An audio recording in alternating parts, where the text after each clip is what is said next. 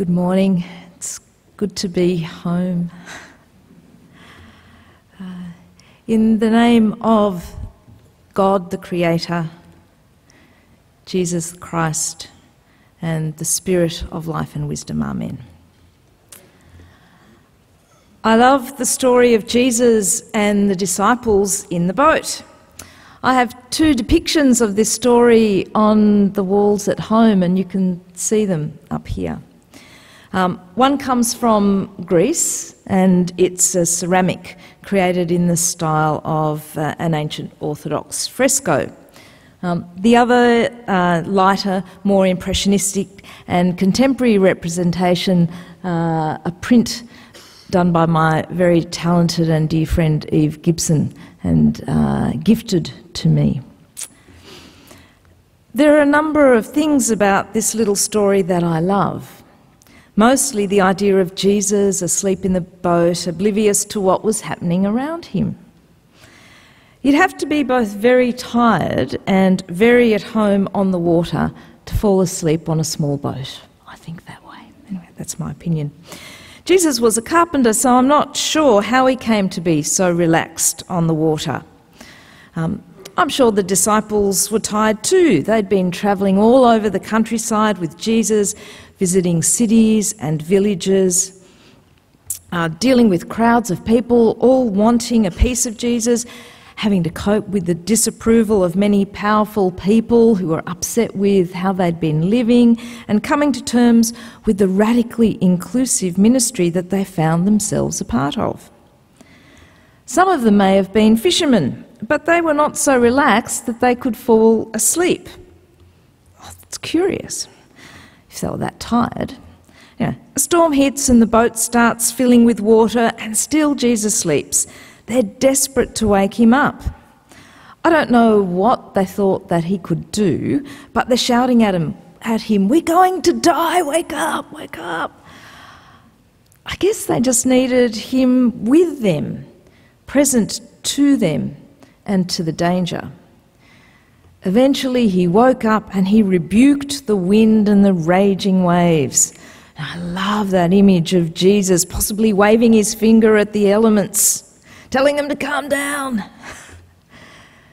Then, after the wind and the seas calm, Jesus has a go at the disciples for not having enough faith. He doesn't kind of embrace them or say, "It's all right, it's okay, it's gone now." He has a go at them. Now, for their part, the disciples are in shock at Jesus' power and possibly more terrified in the calm than they were in the storm. So I love this story for the very strong images that it brings to mind, but I'm never really sure what to do with it. The miracles of healing which follow this story I understand. They're stories about the radically inclusive Jesus who reaches out to those shunned by society because of their illness, their difference, or their place in the social order, and, depending on your point of view, either draws them to the centre or opens up the boundaries to embrace them. But this is different. This is a story about a man who controls nature, a man-God, a god like the gods of the Greeks and the Romans and the Babylonians and the Egyptians before them, in control of thunder and lightning and wind, in control of the oceans and the skies. It's not a God that I'm particularly comfortable with. Of course, the story relies on the biblical tradition of God appearing in storms and being revealed in the heavens. And I guess Luke's point's pretty clear. Jesus is in and of creation, at one with it as God is, while the disciples are not. Maybe what happened here was that Jesus connected with the wisdom that's described in the reading from Job, the wisdom inherent in God's own creation, the wisdom in creation that only God can find. The disciples, on the other hand, are at the mercy of the forces of nature and fear what they can't control. Throughout the Bible, there are many stories that draw a connecting line between human hubris and arrogance and separation from the sacred earth. The book of Genesis has two of the classics, the story of Adam and Eve and the story of Noah and the Great Flood. In Leviticus, we read that a central plank of the law received by Moses was the idea of the Sabbath year. This was an idea to counter that disconnection. After 6 years of working the land, there would be a year of rest for the land. The people could consume what the land gave up, but they couldn't work the land. They had to rely on God's bounty. And during the year of Jubilee, the year after 7 Sabbath years, so every 50 years, the land would be rested again. As in the Sabbath year, the land couldn't be worked, but any produce the land gave up could be consumed.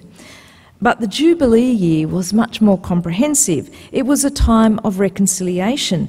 Debts were forgiven, slaves were released, property was returned to its original owners.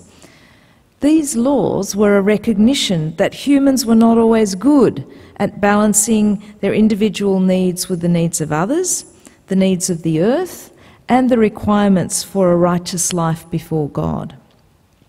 The human tendencies to greed and arrogance often got in the way of right relationships.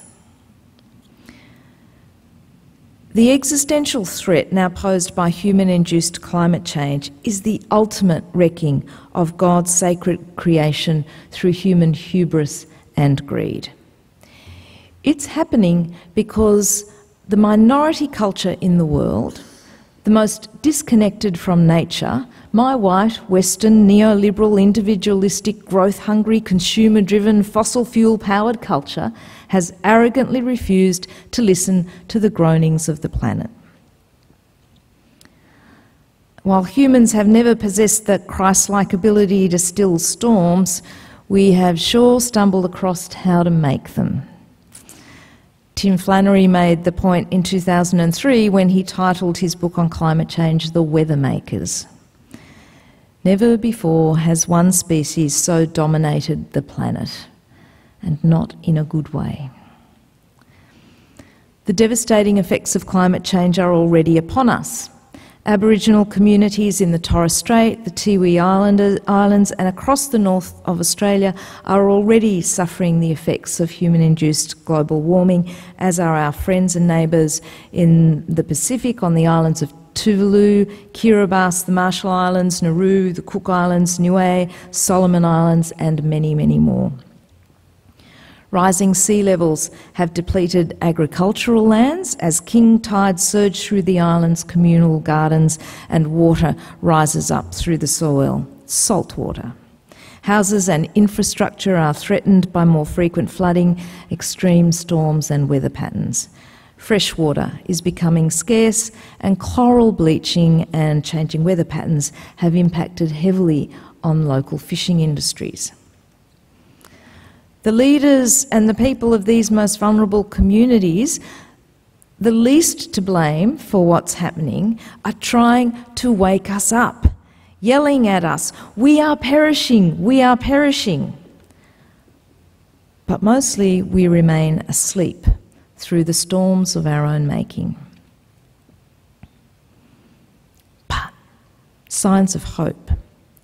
Many of us in Australia are slowly waking up to what's happening. But it seems like our government is still sleeping, dreaming of the small changes they might be able to make without having to upset not only the fossil fuel industry, but the whole neoliberal project for unrestricted growth and private profit. But they must sleep no more. Those reluctant political leaders around the world have to wake up now, and they must wake up prepared to make radical changes to the way we understand and seek prosperity and well-being. They must strive to hear the wisdom of creation in the waters, the air and the earth. And in hearing, they, like all of us, must find ways of reconnecting with the natural world. It is not an option to maintain the fallacy that we sit outside and above the natural environment, somehow separate from it.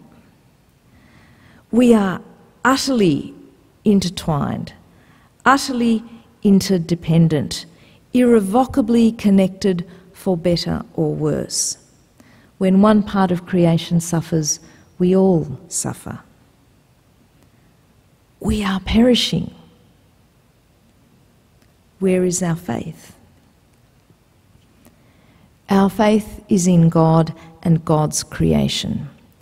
In God's creation, we are one, all part of the sacred life breathed into being. Our faith is found in the heavens and the earth, in the winds and the storms, in the God who has provided enough for all of us and who continues to breathe life into all creation, for the sake of the planet and all its people, now and in generations to come. Amen.